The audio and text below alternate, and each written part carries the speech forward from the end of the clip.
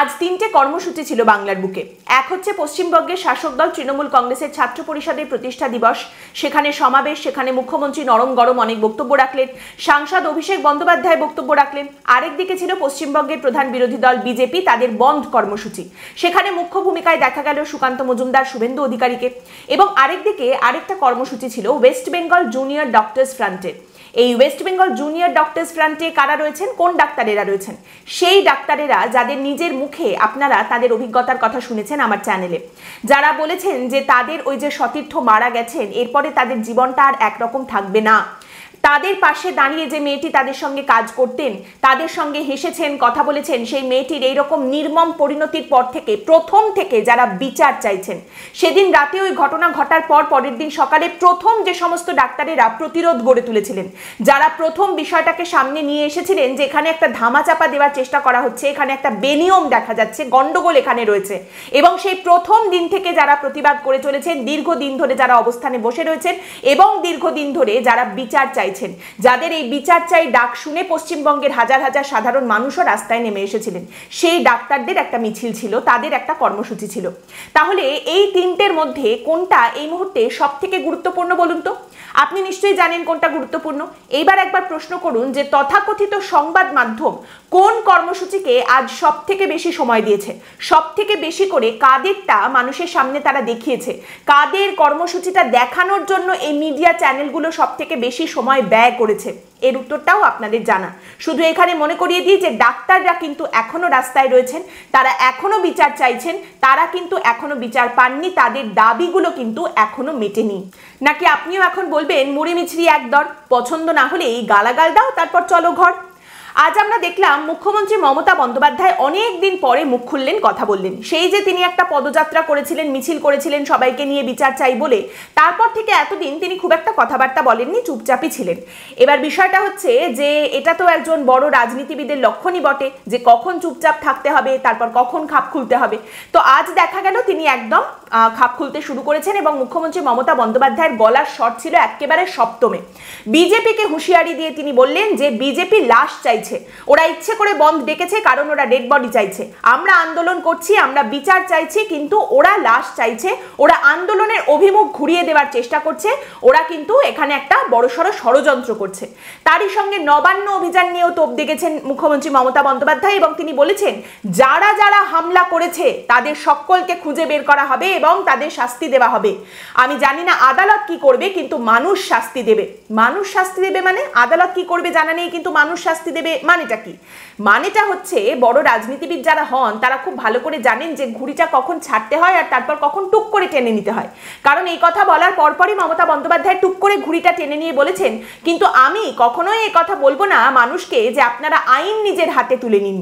মুখ্যমন্ত্রী মমতা বন্দ্যোপাধ্যায় তার ছাত্র পরিষদকে শিখিয়েছেন যে কামড়াবে না, কিন্তু ছোবল দিয়ে দমিয়ে দেবে। তিনি বলছেন আমরা বদলা নয় বদল চাই, এতদিন বলেছি, কিন্তু এইবার বলছি যা করতে হবে আপনারা ভালো বুঝে করবেন। এবং এইখানে তারই সঙ্গে মুখ্যমন্ত্রী মমতা বন্দ্যোপাধ্যায় এই গোটা বিষয়টা নিয়ে কতটা বিচলিত এবং তিনি কতটা পরিশ্রম করছেন এর জন্য এবং তিনি কতটা মহান, সেই বিষয়টাকে উনি বোঝানোর জন্য সামনে রেখেছেন একটি কথা। তিনি বলছেন যে আমি স্পিকারকে বলে আগামী সপ্তাহে একটা অধিবেশন ডাকবো এবং সেখানে 10 দিনের মধ্যে ধর্ষককে ফাঁসি দিতে হবে এরকম একটা বিল আমি পাশ করাবো, করে আমি সেটা রাজ্যপালের কাছে পাঠিয়ে দেবো। এবং তারপর ব্যাকআপ হিসেবে তিনি তার প্ল্যান তৈরি করে রেখে দিয়েছেন যে রাজ্যপাল সই না করলে তিনি কি করবেন।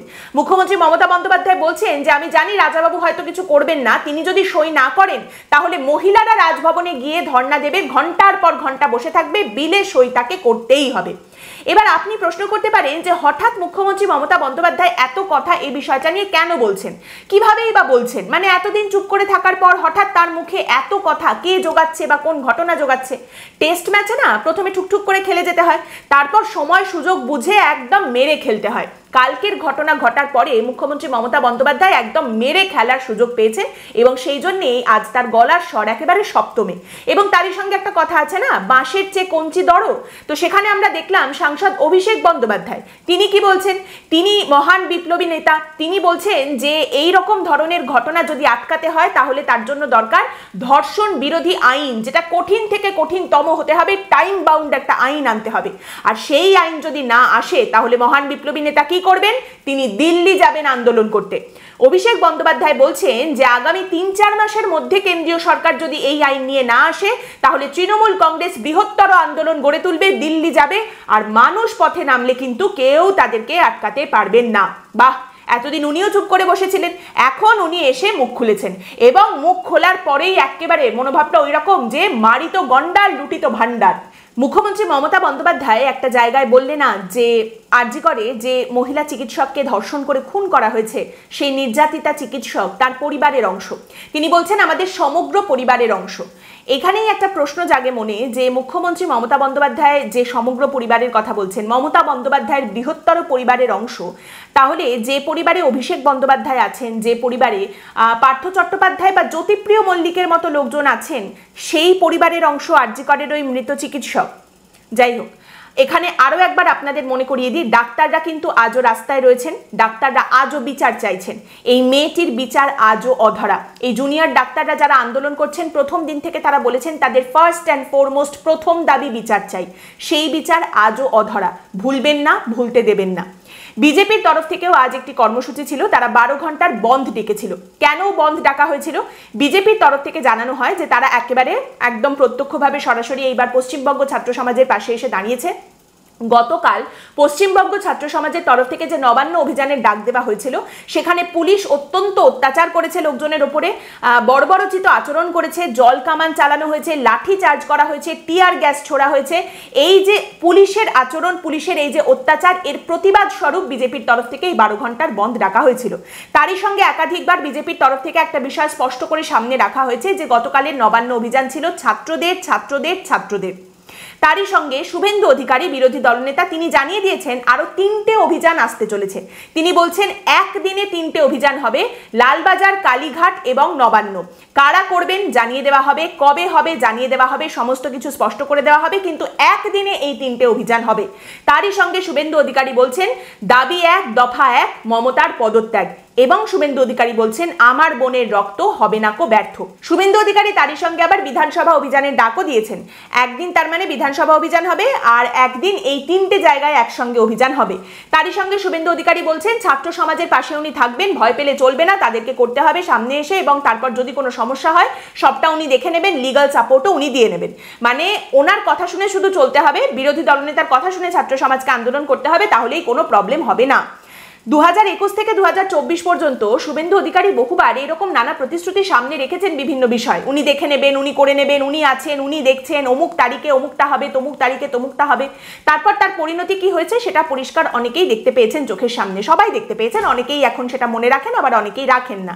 কিন্তু বিষয়টা হচ্ছে যে বিরোধী দলনেতার কথা শুনে তার ছত্রছায়ায় ছাত্র সমাজের আন্দোলন এগিয়ে যাবে এবং সেটা একটা অরাজনৈতিক আন্দোলন হিসেবে এগিয়ে যাবে, কিন্তু বিরোধী দলনেতা সেই আন্দোলনকে নিজের ঝান্ডার তলায় আনবেন না। মানে রাজনৈতিক হলেও তার, অরাজনৈতিক হলেও তার। এইটা ওই শোলের যে কয়েনটা ছিল না, সেই রকম একটা ব্যাপার, হেড হলেও আমার, টেল হলেও আমার, আবার কয়েনটাও আমিই ছুঁড়বো। এইখানেই আবার মনে করিয়ে দিই, বিচার কিন্তু এখনো পাওয়া যায়নি, ডাক্তারেরা কিন্তু এখনো রাস্তায়, তারা এখনো আন্দোলন করছেন। এবং এইখানেই আপনি দেখুন, একদিকে একজন বলছেন আরজি করের ওই নির্যাতিতা চিকিৎসক তার পরিবারের অংশ, একজন বলছেন তিনি আমার বোনের মতো ছিলেন, কেউ বলছেন আমরা আন্দোলন করব, আমরা দিল্লি যাব, আমরা আইন আনবো, কেউ বলছেন আমরা অভিযান করব, একদিনে এই অভিযান, একদিন 3টে অভিযান, এত রকম অভিযান হবে। কে কটা অভিযান করছেন, কি বলছেন, কটা আন্দোলন হচ্ছে, এই সমস্ত কিছুর মধ্যে বিচারের প্রশ্নটা কোথাও হারিয়ে যাচ্ছে না তো? তাই আপনি প্রশ্ন করুন গত 48 ঘন্টায় তদন্ত কতদূর এগোলো, আর কেউ এই ঘটনায় জড়িত কিনা তার কোনো প্রমাণ কি পাওয়া গেল, আর কাউকে কি গ্রেপ্তার করা গেল, সেদিকে কি এগোনো গেল? আপনি প্রশ্ন করুন যে দুর্নীতির তদন্তে সিবিআই কতদূর এগোলো, সেখানে কিছু খুঁজে পাওয়া গেল কি? সন্দীপ ঘোষের যে নেক্সাসের কথা বারবার উঠে এসেছে, এমনকি আরজি করের চিকিৎসকরা পর্যন্ত বারবার যে অভিযোগটা তুলেছেন, সেখানে তদন্ত কতদূর এগোলো, সেখানে কাউকে ধরা গেল কি, কাউকে গ্রেপ্তার করা গেল? সেদিন রাতে আরজি করের ভেতরে ঢুকে যারা ভাঙচুর করেছিল সেই তদন্তে আমাদের পশ্চিমবঙ্গের পুলিশ কতটা এগোলো? যাদের সতীর্থ, সত্যিই যাদের সতীর্থ, যাদের দিদি, যাদের বোন ওইভাবে নির্মমভাবে অত্যাচারিত হয়ে, ধর্ষিত হয়ে খুন হলেন, তাদের যে দাবিগুলো ছিল সেই দাবি পূরণের দিকে কতটা এগোনো গেল? এই চিকিৎসকদের একটা অন্যতম দাবি ছিল যে পুলিশের যে গাফিলতি দেখতে পাওয়া গেছে তার জন্য পশ্চিমবঙ্গ পুলিশের পদস্থ কিছু কর্তা তাদের ক্ষমা চাইতে হবে এবং কিছুজনকে পদ থেকে যেন অপসারণ করা হয়, এই দাবিও তারা তুলেছিলেন। এই দাবির দিকে সরকার কতটা এগোলো বা আদৌ কোনো পদক্ষেপ কি এখানে নেওয়া হয়েছে? তারই সঙ্গে এই চিকিৎসকদের একটা বড় দাবি ছিল নিরাপত্তা নিশ্চিত করা। জি কর মেডিকেল কলেজে যে ঘটনা ঘটেছে, অন্য কোনো মেডিকেল কলেজে সেই ঘটনা যে ঘটবে না তার গ্যারেন্টি কোথায়? তাই এটা শুধুমাত্র একটা মেডিকেল কলেজের প্রশ্ন নয়, সেই নিরাপত্তা দেওয়ার দিকে কতটা এগোলো প্রশাসন। মুখ্যমন্ত্রী তো বলছেন তিনি টাকা স্যাংশন করে দিয়েছেন, এটা হবে ওটা হবে, কিন্তু বাস্তবে হাতে কলমে কাজ কত দূর এগোলো, এই প্রশ্নগুলো আপনি সামনে রাখুন। মমতা বন্দ্যোপাধ্যায় কিন্তু আজ একটা কথা নরমে গরমে স্পষ্ট করে শুনিয়ে দিয়েছেন। তিনি জুনিয়র ডাক্তারদের উদ্দেশ্য করে বলেছেন, আস্তে আস্তে কিন্তু জুনিয়র ডাক্তারদের এইবার কাজে ফিরতে হবে। এতদিন তিনি কোনো ব্যবস্থা নেননি, কোনো পদক্ষেপ নেননি ডাক্তারদের বিরুদ্ধে। তিনি বলছেন, আমি চাই না কোনো ব্যবস্থা নিতে, কারণ এই জুনিয়র ডাক্তারদের বিরুদ্ধে যদি কোনো ব্যবস্থা নেওয়া হয়, যদি কোনো এফআইআর আইনি পদক্ষেপ করা হয়, তাহলে তাদের ভবিষ্যৎ নষ্ট হয়ে যেতে পারে, ক্যারিয়ার নষ্ট হয়ে যেতে পারে, তারা বাইরের দেশে যাওয়ার জন্য ভিসা পাবেন না। এগুলো আমি চাই না, কিন্তু জুনিয়র ডাক্তারদের আস্তে আস্তে এবার কাজে ফিরতে হবে। তাহলে এটা কি প্রচ্ছন্ন হুমকি ছিল? মানে চাপ দেওয়া কি তাহলে শুরু হয়ে গেছে? আর এই চাপ যদি সত্যি জুনিয়র ডাক্তারদের উপরে নেমে আসে আন্দোলন করার জন্য, প্রতিবাদ করার জন্য, বিচার চাওয়ার জন্য, তাহলে বিরোধী রাজনৈতিক দলগুলো কিভাবে এই ডাক্তারদের পাশে এসে দাঁড়াবেন সেইটা জানতে চান, সেইটা জানাতে বলুন।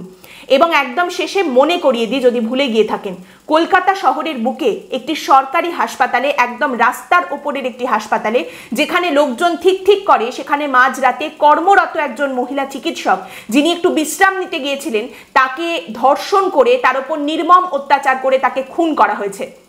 এবং এই ঘটনার পর 20 দিন পেরিয়ে গেছে, 20 দিন কেটে গেছে, এখনো পর্যন্ত বিচার পাওয়া যায়নি। আর এই বিচারের দাবিটা থেকে চোখ যদি সরে, সঙ্গে সঙ্গে কিন্তু বিচার আরো পিছিয়ে যাবে। চোখ সরলেই দাবি হারিয়ে যাবে। আর সেই জন্যেই বিভিন্ন রকম ভাবে চোখ সরানোর, মানুষকে বিভ্রান্ত করার প্রচেষ্টা কিন্তু এইবার দেখতে পাওয়া যাচ্ছে। অন্যান্য দিকের বিভিন্ন খেলার দিকে চোখ ঘুরিয়ে দিয়ে এখান থেকে যাতে চোখ সরে যায় সেই চেষ্টা হচ্ছে। আপনি এই ইতিহাস জানেন, এই ইতিহাস পুরনো, আপনি জানেন বিভিন্ন রাজনৈতিক দলের তরফ থেকে বারবার এই চেষ্টা করা হয়, হচ্ছে, হবে। আপনি সেই চেষ্টাকে সফল হতে দেবেন না, আপনি চোখ সরাতে দেবেন না বিচারের দাবি থেকে, আপনি এখান থেকে চাকাটা ঘুরতে দেবেন না। এই চাকার তলায় যেন ওই কাতর আরতিগুলো পিষে না মরে। আজকের পর্ব এখানেই শেষ করছি। আপনাদের মতামত এই পর্ব সম্পর্কে অবশ্যই জানাবেন। ভালো থাকবেন।